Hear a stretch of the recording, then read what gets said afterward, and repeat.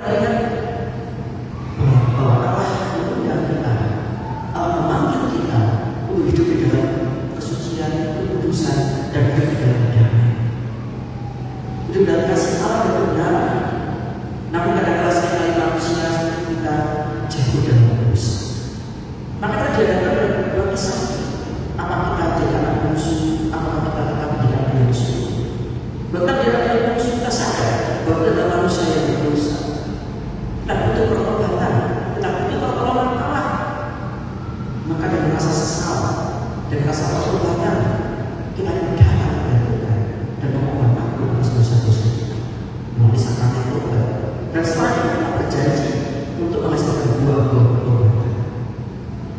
Ini kalau kita sudah menjadi anak yang bungsu, kita sadar bahwa diri kita adalah manusia yang lemah yang membutuhkan Tuhan dalam hidup kita. Atau kita tidak yang sombong, yang merasa baik-baik saja dan bahkan sering merasa diri aku itu lebih baik, sering merasa tidak dapat pertobatan. Dan ketika dia melihat orang lain yang diberkati oleh Tuhan, dia menjadi cemburu. Aku tidak mau ke gereja lagi. Gereja tidak orang yang berdosa. Untuk apa aku ke gereja? Bisa ada banyak orang yang merasa kenapa orang berpelayanan? Banyak yang suka gosip di pelayanan itu. Banyak yang begini begitu. Saudara terkasih, kalau Anda ke gereja untuk cari orang yang suci, Anda salah. Justru dalam gereja orang-orang berdosa yang ada dalam gereja. Namun mereka ke gereja karena mereka sadar dan mau berubah.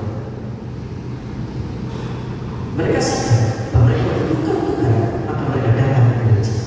Jadi kalau ada kasih suci, kalau ada orang kasih suci, karena dia merasa baik-baik saja yang baik harus ke gereja, itu apa? Kalau sudah merasa hebat.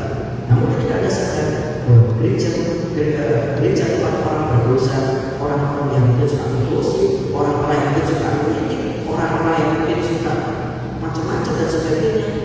Lalu ketika dia bertobat, itulah tempatnya di gereja. Dan memang gereja isinya orang-orang berdosa. Maka dari saudara kita Tuhan, kita diundang oleh Tuhan Yesus untuk datang dan bertobat. Maka dari itu mari kita menghormat Tuhan di dalam hari beberapa saya berkata dari sukacita ini. Kita sekarang pun juga sadar akan kelemahan kita mau datang dan bertobat, dan kita harus mampu menghasilkan dua-dua pertobatan ini sehingga kita